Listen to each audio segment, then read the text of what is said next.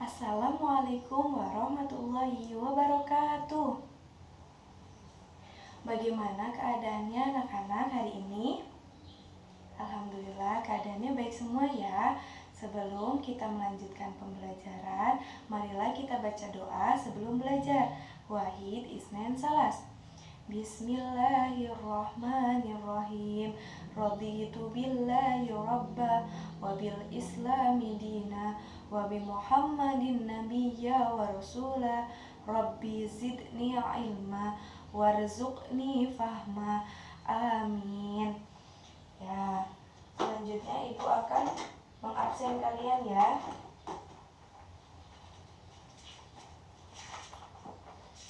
Ya, dari absen yang pertama, Mas Abdul hadir, Mas Abdil hadir, Mas Nadir hadir, Mas Jaka hadir, Mbak Najia hadir, Mbak Zarin hadir, Mbak Haifah hadir, Mbak Adia hadir.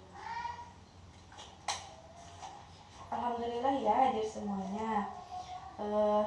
Coba sebelum kita masuk ke materi, ibu mau tanya, ada yang masih ingat pertemuan kemarin kita membahas apa? Ya Mbak Najia? Ya betul, pertemuan kemarin kita membahas tentang yakin bahwa Allah itu Maha Suci. Nah, pertemuan hari ini kita masih membahas tentang Allah Maha Suci yang berupa Asmaul Husnanya, yaitu Al-Quddus. Nah, sebelum kita masuk ke materi, ibu akan menjelaskan apa sih tujuan pembelajaran kita pada hari ini. Tujuan pembelajaran kita pada hari ini yang pertama adalah anak-anak mampu bisa menerima adanya Allah yang Maha Suci. Yang kedua, anak-anak dapat menunjukkan perilaku rendah hati yang mencerminkan dari sifat Al-Quddus. Yang ketiga, anak-anak dapat melafalkan Asmaul Husna Al-Quddus. Yang keempat, anak-anak dapat mendemonstrasikan pelafalan Asmaul Husna Al-Quddus. Coba sekarang dibuka buku paketnya halaman 20 tentang Al-Quddus. Nah, coba kalian amati dulu, dibaca dulu tentang materi itu ya. Kalau ada yang tidak mudeng bisa ditanyakan.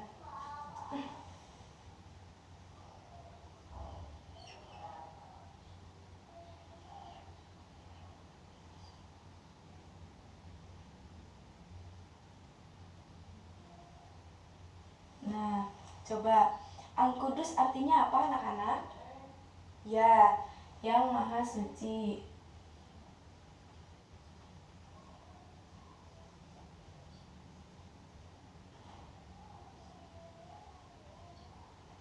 Betul.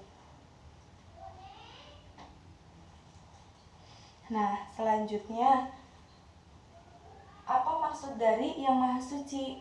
Ini adalah maksudnya bahwa Allah itu suci dari sifat-sifat yang buruk. Allah itu tidak mempunyai sifat buruk, tidak seperti manusia. Allah itu maha sempurna. Apa maksudnya maha sempurna di sini? Maksudnya adalah bahwa Allah itu tidak pernah merasa lapar, tidak pernah merasa ngantuk. Jadi Allah itu sempurna. Allah itu tidak mempunyai kekurangan, tidak seperti makhluk hidupnya. Nah, memahasucikan Allah adalah ibadah. Nah, bagaimana cara ini adalah yang pertama itu ibadahnya, contohnya adalah sholat, berzikir, membaca Quran, itu termasuk contoh ibadahnya. Nah, ucapan subhanallah juga termasuk ke dalam memahasucikan Allah. Kapan waktu kita membaca subhanallah? Yang pertama adalah ketika kita mendengar berita buruk. Yang kedua adalah ketika kita melihat hal-hal yang buruk. Nah, memahasucikan Allah itu juga kita bisa lakukan, maksudnya kita bisa mengimplementasikan memahasucikan Allah. Nah, Allah itu menyukai orang-orang yang mensucikan. Yang pertama adalah dia mensucikan tubuhnya.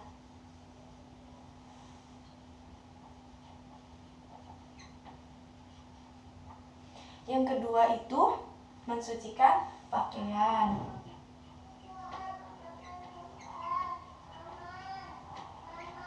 Yang ketiga mensucikan lingkungan.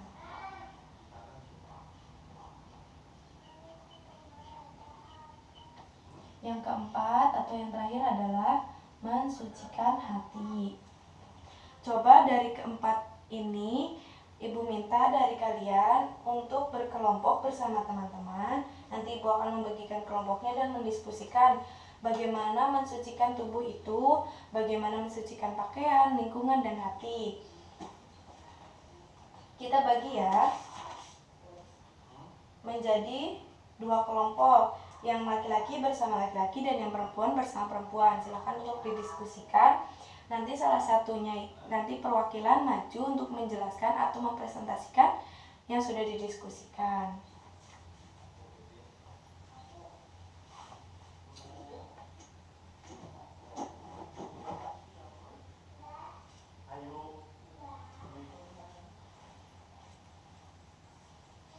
Ya, waktunya sudah habis ya. Coba dari Mas Nadif, kelompoknya Mas Nadif, siapa yang mau mempresentasikan tentang apa yang sudah didiskusikan? Silahkan.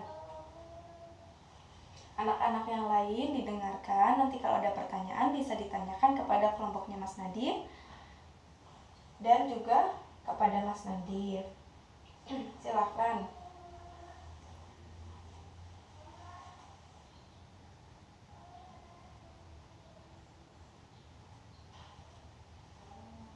Ya, waktunya sudah habis ya Mas Nadif.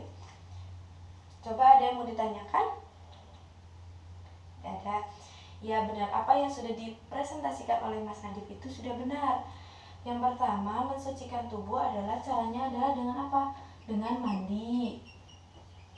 Dengan mandi, dengan wudhu, itu juga cara untuk mensucikan tubuh kita. Terus yang kedua adalah mensucikan pakaian. Bagaimana cara mensucikan pakaian? Adalah dengan dicuci. Pakaiannya itu dicuci ya, jangan tidak dicuci. Terus yang ketiga mensucikan lingkungan. Bagaimana cara mensucikan lingkungan itu? Ya, mensucikan lingkungan itu dengan misalnya nyapu, ngepel, kerja bakti, gotong royong, itu juga termasuk mensucikan lingkungan. Dan yang keempat adalah mensucikan hati. Bagaimana cara mensucikan hati? Hati itu adalah dengan kita bersifat tawakal. Apa itu sifat tawakal? Sifat tawakal yaitu kita menjalankan apa yang sudah diperintahkan oleh Allah dan tidak menjalankan atau menghindari apa yang sudah dilarang oleh Allah. Lalu apalagi mensucikan hati itu dengan bersifat rendah hati. Nah, bagaimana sifat rendah hati itu adalah kita tidak sombong dengan apa yang kita punya. Jadi kita itu nggak boleh menyombongkan apa kelebihan kita, karena setiap manusia itu tempatnya salah. Jadi setiap manusia itu punya kekurangan. Jadi tidak boleh sombong dengan apa yang dia punya, atau apa kelebihan yang dia punya itu tidak boleh disombongkan. Tawakal dan rendah hati. Jadi anak-anak harus menanamkan dalam diri bahwa kita itu harus bersifat rendah hati. Kita itu kepada sesama manusia, kepada makhluk hidup, kita itu tidak boleh sombong. Dan kita juga tidak mungkin menyombongkan diri kita kepada makhluk hidup selain manusia. Masa iya kita mau ngobrol sama hewan menyombongkan apa yang kita punya? Kan tidak mungkin. Jadi kita tidak boleh bersifat sombong atau bersikap sombong kepada sesama. Misalnya sesama teman, sesama tetangga, itu tidak boleh sombong. Kita harus menerapkan sifat rendah hati. Selanjutnya, coba itu kan di halaman 22 ada tentang lagu Allah Maha Suci. Mari kita coba menyanyikan ya, sebanyak 2 kali kita nyanyikan. Ayo, lagunya itu tentang Allah Maha Suci dengan nadanya kayak beca. Coba ya. Kita mulai ya. 1, 2, 3. Allah yang maha suci dari sifat yang keji, juga tidak terpuji, merugikan sendiri. Saya harus memuji pada ilahi Robi. Allah, Allah, Allah maha suci. Ya, sekarang bareng-bareng ya. Wahid, Isnan, Salas. Allah yang maha suci dari sifat yang keji, juga tidak terpuji, merugikan sendiri. Saya harus memuji pada ilahi Robi. Allah, Allah, Allah maha suci. Ya, nanti jangan lupa ya, diingat-ingat kembali apa yang sudah kita pelajari. Sekarang coba dituliskan kembali ini di buku kalian. Nanti Ibu akan mengecek di akhir pembelajaran. Silakan untuk ditulis, dirangkum ya, apa yang sudah Ibu tuliskan di depan ini.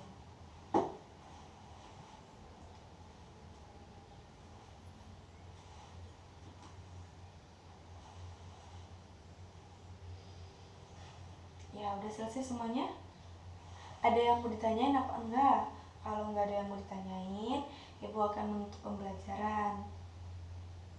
Tidak ada? Ya, jangan lupa ya, apa yang sudah kita pelajari hari ini harus dibaca ulang di rumah. Tidak boleh dilupakan lagi, harus diterapkan dalam kehidupan sehari-hari. Diambil sisi yang positif dan dibuang sisi yang negatif. Jangan lupa, yang maha suci itu adalah Al-Quddus. Di sini ada tasdid, cara membacanya adalah Al-Quddus ya. Al-Quddus artinya yang maha suci. Oke, nanti bukunya silahkan dikumpulkan. Terus Ibu kasih tugas ya, nanti halaman berikutnya itu dikerjakan semuanya. Pada pertemuan besok Ibu akan kumpulkan kembali yang sudah dikerjakan dan akan Ibu nilai sebagai nilai tugas.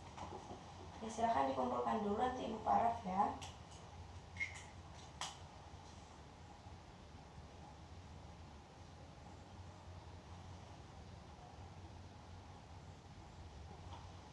Ya, jangan lupa ya, itu tugasnya ya. Ingat, dibaca kembali materinya di rumah. Jangan langsung dilupakan begitu saja ya.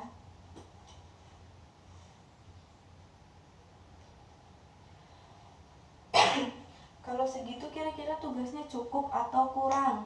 Kalau misalnya tugasnya masih kurang, nanti Ibu akan kasih lagi tugasnya. Kalau segitu belum cukup. Dan apakah ada yang mau ditanyakan kembali?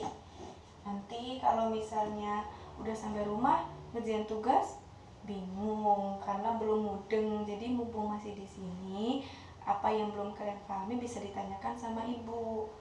Ya, jadi Ibu bisa menjawab di sini.